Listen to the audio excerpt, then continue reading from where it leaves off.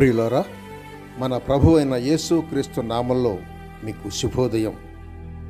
ఆయనను గూర్చి అనుదిన ఆత్మీయ ఆహారం, డిసెంబర్ 31 మంగళవారం.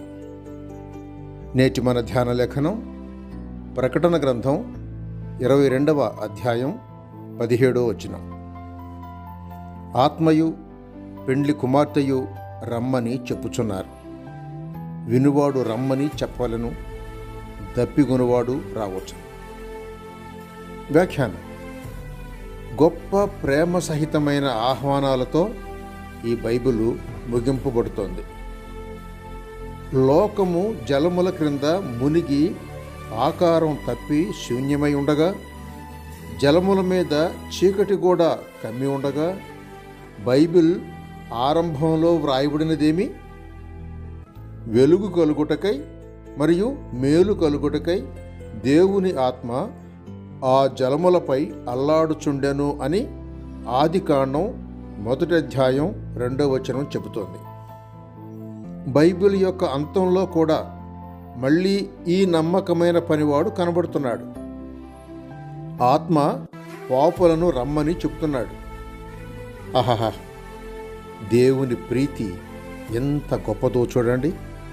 మానవుల పట్ల ఆయనకున్న కృపాసహితమైన ఉద్దేశం ఎంత విలువైనదో చూడండి. పెండ్లి కుమార్తె అనగా క్రీస్తు సంఘం. ఆ సంఘం కూడా పాపులను రమ్మని చెబుతోంది.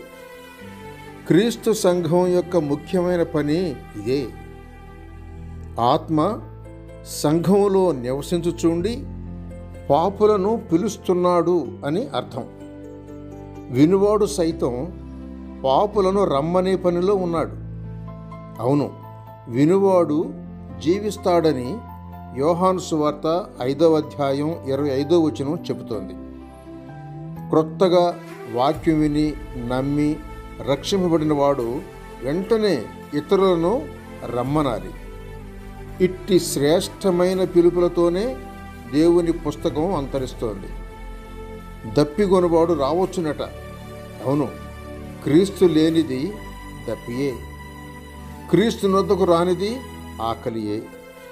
దప్పిగొనువాడును ఇచ్చయించువాడును వచ్చి క్రీస్తు నొద్ద జీవజలమును పుచ్చుకొనగలరు. మీరు వచ్చి ఉన్నారా రాలేదా?